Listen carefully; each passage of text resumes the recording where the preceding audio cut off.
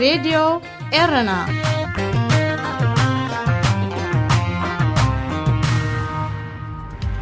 مس راديو إرنا يخم زلكم زخبركم سمعتنا ازي سومناوي ፍጻሜታትዩ ኣብ ናይ ሰንበት ፍጻሜታት ቆንስል ሚኒስትራት ሱዳን ፈለማ እዋኑ ናይ 2020 ዓመተ ምህረት ሃገራዊ ባጀት ኣጽዲቑ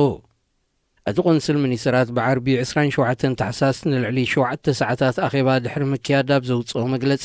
ካብ ኣብ ነዳዲ ዝግበር ድጎማ ጀሚሩ ክሳብ ሕክምናዊ ኣገልግሎታት ዝዝርጋሕ ሰፊሕ ፊስካላዊ ባጀት ከም ዘጽደቐ ሚኒስተር ፋይናንስ ኢብራሂም አልበዳዊ ፍሊጡ ንሱ መግለጺኡ ንጹር መጠን ገንዘብ ዳ ይግለጽ እምበር ኣብ ጽላታት ጥዕናን ትምህርትን ዝያዳ ወፍሪ ከም ዝካየድ ኣብ ልዕሊ ተምሃሮ ዝነበረ ጽዕነት ክፍሊት ስማዊ ከም ዝኸውን ኣብ ቤት ትምህርታት ዝቐርብ መግቢ ክዓዘዝ ዝብል ከም ዝርከቦ ፍሊጡ بمسارتي نغلة 2020 تأميم زلو باجت دموز سراحتنيات منقص ون ب100 كم زوسخ تقليصو كم ذكر 23 تحساس هاقراوي معكن جنزب منقص السودان مسارتاوي قطباوي متعرين تزيجيرو إذا هاجر أب كبير كالولا وقتاتو مغانات انكيغيو منقص السودان نفس وكف سدرابيت شحن 500 باوند ورحاوي كعدل مدباوت إلا بزي نفتنا زي جمر بروجكت 900,000 سدرابيتات تقمتي كونين أبزي بروجكت 300,000 تمهارو ينفرسون بقطتا نامناي بانك حسابهم زاتو متن جنزب تسلي علم الله منيستر زينات هاجر فيصل محمد صالح تي نفاينانساو باجت بزملكز سخايد آخبا ناي مجمريات مكرو أبوليتيكا سودان بمنبارون قلوصنت بزملو كتعكم سخايدون ملكيتو عم علاو سرعة البشر زلعلة راسة صوته حيلين ناس لوتن كمون سلفي كونغرس سودان نتأمامه أقدمهم كم زنت أقوى يذكر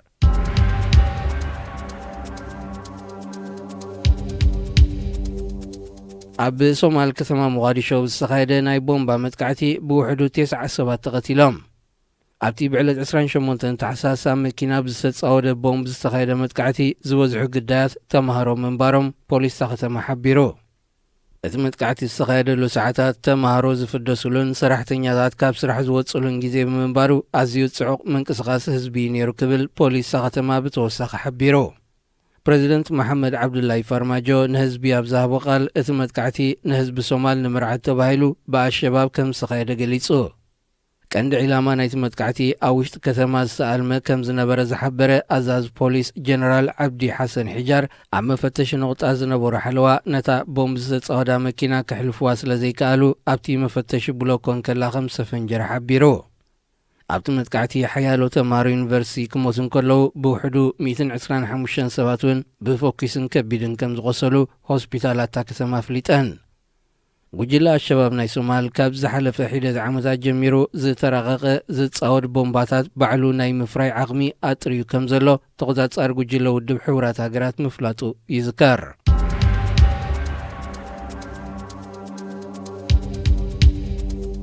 حلافيت بعل مزي إلكتريك زنبرت إنجينير آزي باسناك اتركبهم لعلوت حلفتي إثيوبيا ببلشونان متففان تخصيصهم نسا مس كورنيل مولو ولد جبريل زركبهم كالوت كبابي 5 لعلوت حلفتن ترى سراحتنياتن زي تخصصلو قداي لعلي كلتن تبح 5 بليون بر بمتفا مغانو كابتا هاجر سفن وزينا ملكيتو إثيوبيا نتهانص زلامة منشوي هيدرو إلكتريك مقلي وحج تبايلو نخص الريز تأمم مجاكا 31 ميتاوي تراي تفتسي من كليو لعلي فرقي نايت مولو باجت جنزب توديو مست كالك سرحة كونترات وسدانا أشتون أول كتكالاتون نتصور مسرح زي تغتل حرياس للسخايدلن حدا كابتي نينجينير أزيبن مسارحتان قريب اللهم زلك كستاتيو أور حنا حسن نايزي نزاز موزلنا عمت منقس إثيوبيا نكلهم حلفتي بعل مزي إلكتريك كاب سرحهم دو كم زبلهم يفلات مس راديو رناكم زلكم زخبركم سمعتنا ازي سومناوي فتساميتاتيو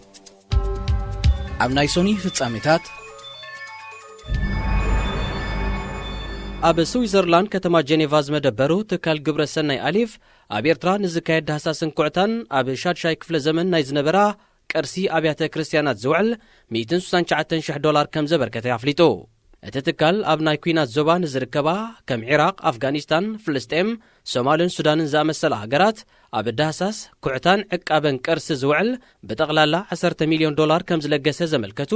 ነዚ ሓበሬታ ዝለኣኹ ወገናት ኤርትራ ሓንቲ ካብኣተን ምዃና ኣስሚሮም።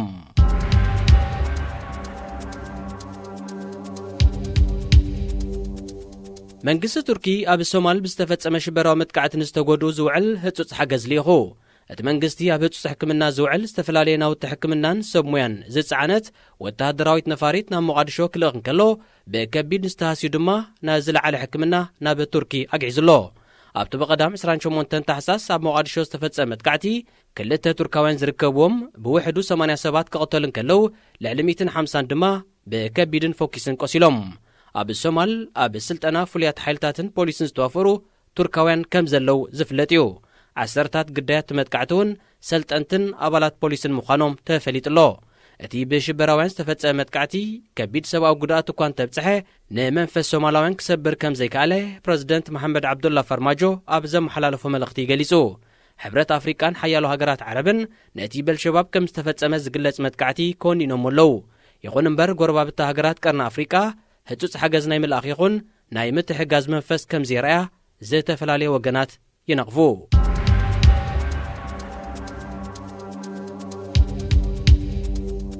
በሚኒስተር ምክልኻል ታሮ ኮኖ ዝምራሕ ላዕለዋይ ልኡኽ መንግስቲ ጃፓን ኣብ ጅቡቲ ዓስኪሩ ንዝርከብ ሰራዊት ሃገሩ በፂሑ። እቲ ሚኒስተር ክሳብ ቀዳም 28 ሕዳር ኣብ ጅቡቲ ኣብ ጸንሐሉ ኣቐዲሙ ኣብ ጃፓን ተዋፊሩ ንዝርከብ ሓይሊ ኣየርን ሓይሊ ባሕርን ዘጠቓለለ ኣሃዱ ምብጽሑ ቤት ጽሕፈቱ ኣረጋጊጹ። እቲ ኣብ ጅቡቲ ዝርከብ ሰራዊት ጃፓን ናይ ንግዲ መራኸቢ ሃገሩ ኣብ ቀይሕ ባሕርን ገማግም ወሽመጥ ዓደንን ከጋጥመን ካብ ዝኽእል ሓደጋ ሸፋቱ ባሕርን ተጻብኦታትን ንምክልኻል ዝዓለመ ምዃኑ እቲ ቤት ጽሕፈት ብተወሳኺ ሓቢሩ። ጃፓን ኣሰር ቻይና ስዒባ ኣብ ጅቡቲ ወተሃደራዊ ማዓስከር ከተቕውም ንዘቕረበቶ እማመ ሙሉእ ደገፍ ካቢነ ሚኒስተራት ድሕሪ ምርካቡ እቲ ሃገር ኣብ ዝሓለፈ 2 ዓመታት ሰራዊታ ከም ዘዋፈረት ይዝከር። ኣምሳያ ናይቲ ኣብ ገማግም ባሕሪ ጅቡቲ ብክራይ ዝሓዘቶ ወተሃደራዊ ማዓስከር ድማ ንመንግስቲ ጅቡቲ ፊናንሳውን ወተሃደራውን ደገፋት ትገብር ከም ዘላ ይግለጽ። ሚኒስተር ታሮ ኮኖ ኣብ ጅቡቲ ኣብ ጸንሐሉ ብዘይካቲ ኣብ ወተሃደራዊ ማዓስከር ሃገሩ ምብጽሑ ምስ ፕረዚደንት ጅቡቲ እስማዒል ዑመር ገለን ጅቡታዊ መዘኑ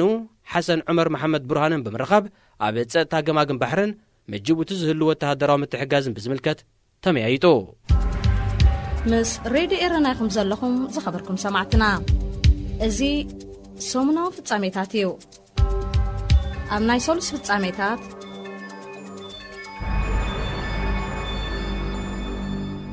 ኣብ ኢትዮጵያ ክልል ኣምሓራ ኣብ ልዕሊ መሳጊድ ንዝፍጸም ዘሎ መጥቃዕታት ዝኾነን ሰላማዊ ሰልፍታት ተኻይዶ። እቲ ኣብ ብዙሓት ከተማታት ሃገር ዝተኻየደ ሰልፊ ነቲ ዝሓለፈ ሰሙን ኣብ ክልል ኣምሓራ ምብራቕ ጎጃም ሞጣብ ዝተባሃለ ከተማ ዝተቓጸለ ብውሕዱ 3 መሳጊድ ንምኹናን ጥራይ ዘይኮነ ኣብ መላእቲ ሃገር ብተደጋጋሚ ንዝፍጸም ዘሎ መጥቃዕታት ኣብ ልዕሊ ናይ ጸሎትን እምነትን ቦታታት ዝቃወም እዩ። ኣብቲ ብደረጃ ሃገር ዝሓለፈ ዓርቢ ዝተኻየደ ኣመንቲ እስልምናን ክርስትናን ዝተሳተፎ ሰፊሕ ሰላማዊ ሰልፊ ነቲ መጥቃዕቲ ንዝፈጸሙ ወገናት ናብ ፍርዲ ክቐርቡን ጸዊዑ። መንግስቲ ኢትዮጵያ ጸጥታት ሃገር ከውሕስ ብዘይምኽኣሉ ኣብ ሓያሎ ክልላት ጸጸኒሑ ናይ ብሔር ግጭታት ክነትግ ይረኣዩ። ጎኒ ጎኑ ድማ ኣብ ዝተፈላለየ ክልላት ዝርከባ ኣብያተ ክርስቲያንን መሳጊድን ግዳይ ዝመጥቃዕታት ይኾና ምህላወን ይፍለጥ።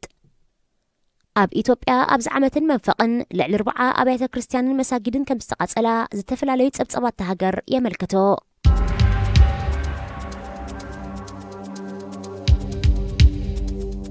ኣሜሪካ ኣብ ሶማልያ ብዘካየደቶ ናይ ነፈርቲ ደብዳብ 4 ላዕለዎት ሓለፍቲ ኣልሸባብ ከም ዝቐተለት ገሊጻ።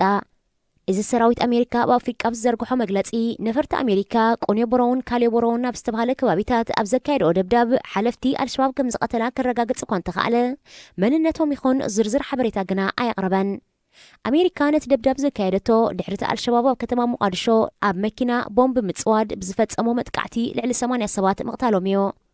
ሕብረት ኣፍሪቃን ኣሜሪካን ንፌደራላዊ መንግስቲ ብምድጋፍ ኣብ ሶማሊ ወተሃደራዊ ስርሒታት የካይዳ እኳ እንተለዋ ንምንቅስቓስ ኣልሸባብ ክገጥኣ ኣይከኣላን።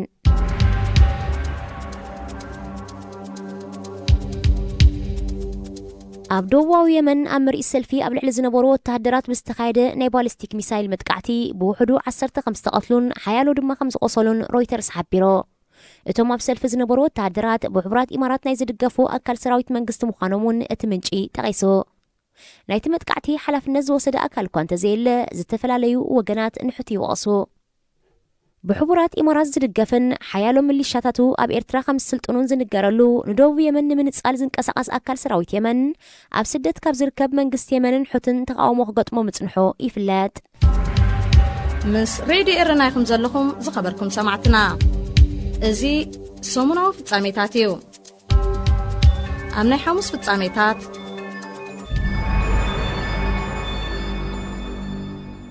ኣብ ዝሓለፈ ወርሒ ከተማ ቴል ኣቪቭ ንሓደ ኤርትራዊ ብኸራ ከም ዝቐተሉ ዝተኸሱ 3 ኤርትራውያን ኣብ ድሮ ሓድሽ ዓመት ናብ ፍርዲ ቀሪቦም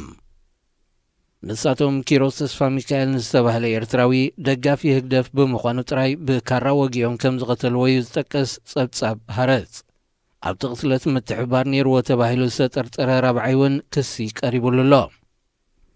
ኣብ ዝሓለፈ ወርሒ ኣብ እስራኤል ደቡብ ከተማ ቴል ኣቪቭ ከባቢ ሃክቲቫ ሓደ ኤርትራዊ ብኸራ ክቐተል እንከሎ ካልእ ዲያቆን ድማ ተወጊዩ ሕክምና ይግበረሉ ከም ዘሎ ይፍለጥ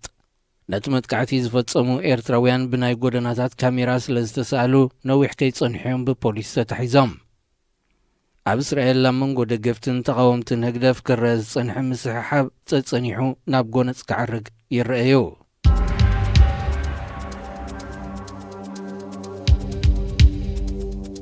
ኣብ ሱዳን አንጻር ስርዓት አልበሽር ኣብ ዝካየድ ዝነበረ ህዝባዊ ተቃውሞ ወዲብኩም ብዝብል ሓያሎ ሰባት ብምቕታሎም ዝተኸሱ 29 ኣባላት ጸጥታን ሃገራዊ ድሕነትን ብሞት ክቕጽዑ ተፈሪዶም እቶም ኣባላት ጸጥታን ሃገራዊ ድሕነትን ነበር ኣብ ተቃውሞ ዓብዪ ግደ ከም ዝነበሮ ዝግለጽ ወዲ 32 ዓመት መምህር ኣሕመድ አልኽያር ኣብ ከሰላ ካብ ዝርከብ ገዝኡ ኣሲሮም ድሕሪ ምውሳዶም ብሕሱም መግረፍቲ ቀጥቂጦም ከም ዝቐተልዎ እዩ ቀዳማይ ክሲ ቀሪቡሎም እቲ ኣብ ልዕሊ እዞም ኣባላት ጸጥታን ሃገራዊ ድሕነትን ዝተዋህበ ናይ ሞት ብይን ፍትሒ ከም ዝተዓወተ ዘረጋግጽ ክብል ማሕበር መምህራን ሱዳን ሓጎሱ ገሊጹ ኣብቲ ቅድሚ ሳልስተ ዝወዓለ መጋባእያ ካልኦት 4 ኣባላት ጸጥታን ሃገራዊ ድሕነትን ነፍሲ ወከፎም 4 ዓመታት ክእሰሩ ክፍረዶም እንከሎ 7 ድማ ካብ ገበን ናጻ ተባሂሎም ተፋንዮም ንሱዳን ን30 ዓመታት ዝመርሐ ዑመር ሓሰን አልበሽር ንምእላይ ህዝባዊ ናዕቢ ኣብ ዝተጓሃረሉ እሙናት ናይቲ ስርዓት ዝነበሩ ኣባላት ጸጥታን ሃገራዊ ድሕነትን ኣብ ልዕሊ ህዝቢ ብዙሕ ግፍዕታት ከም ዝፈጸሙ እዩ ዝግለጽ ብብልሹና ን2 ዓመታት ክእሰር ኣብ ዝሓለፈ ወርሒ ዝተፈርዶ ፕሬዚደንት ነበር አልበሽር እውን ኣብ ልዕሊ ሰልፈኛታት ንዝተፈጸመ ቅትለትን ካልእ ግፍዕታትን ብምእዛዙ ካልእ ክሲ ተመስሪትዎ ኣብ መስርሕ ምጽራይ ይርከብ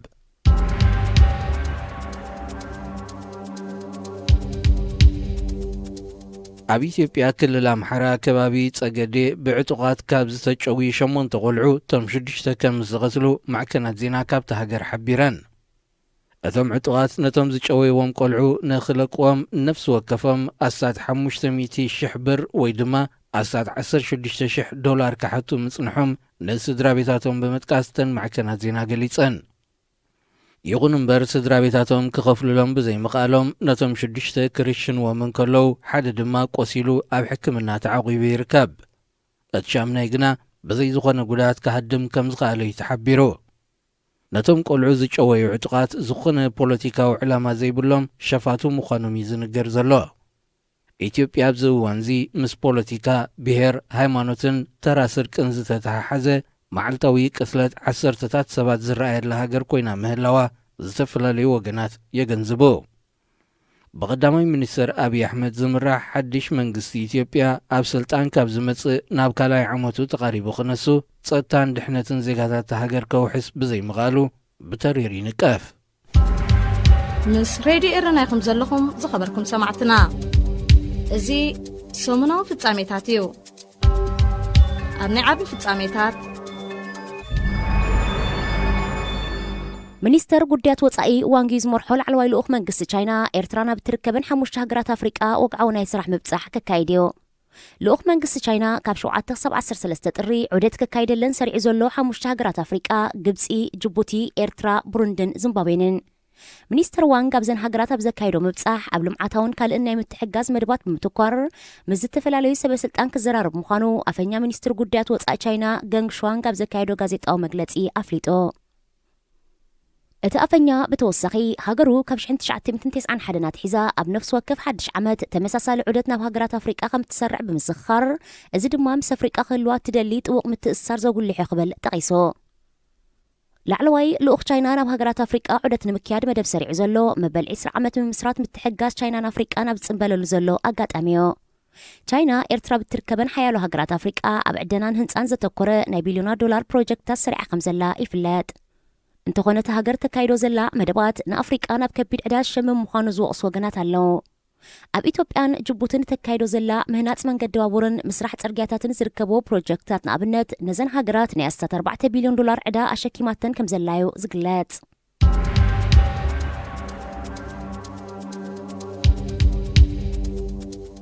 ኣብ ሱዳን ዞባ ዳርፉር ኣብ መንጎ ናይ ዓረብ መቦቆል ዘለዎምን ጸለምትን ቀቢላታት ብዝተጓሃረ ግጭት ብውሕዱ 24 ሰባት ከም ዝተቐትሉ ማዕከናት ዜና ኣቃሊሐን እቲ ኣብ ምዕራብ ዳርፉር ኣብ ዝርከብ ካብ ኣባይቶም ዝተመዛበሉ ነበርቲ እቲ ዞባ ኣብ ዝተዓቕብሉ ግዝያዊ ማዓስከር ዝተኻየደ ግጭት ዓረባዊ መቦቆል ዘለዎ ሓደ ሰብ ድሕሪ ምቕታሉ ከም ዝተጓሃረ ዝሓበሩ ዝተፈላለዩ ወገናት ካብቲ ከባቢ ምልሻታት ናይቲ ቀቢላት ኣኻኺቦም ናብቲ ማዓስከር ብምእታው ንጸለምቲ ከም ዘጥቅዑ ተሓቢሩ ኣብቲ ዞባ ተዋፊሩ ዝርከብ ዓቃብ ሰላም ኣብ ዘርግሖ መግለፂ ብወገኑ ካብ ቀቢላ ዓረብ ዝኾኑ ወገናት ብሶኒ 30 ታሕሳስ ናብቲ ማዓስከር ብምእታው 10 ሰባት ከም ዝቐተሉን ነቲ ማዓስከር ከም ዘቃጸልዎን ኣረጋጊጹ ነቲ ግጭት ከህድእ ተበግሶ ዝወሰደ ሓደ ኣባል ፖሊስ ከም ዝተቐትለውን ኣፈኛ ዓቃብ ሰላም ኣሽራፍ ዒሳ ጠቒሱ ኣብ ዞባ ዳርፉር ኣብ መንጎ ናይ ዓረብ መቦቆል ዘለዎም ሚሊሻን ጸለምቲ ተወላዶት ዞባን ብተደጋጋሚ እዋን ግጭታት ከም ዝጓሃር ዝፍለጥ እዩ ኣብ ዞባ ዳርፉር ካብ 2003 ናትሒዙ ዝተጓሃረ ግጭት 300,000 ሰባት ከቐተሉን ከለው 2.5 ሚልዮን ሰባት ድማ ካብ መነባብሮኦም ተመዛቢሎም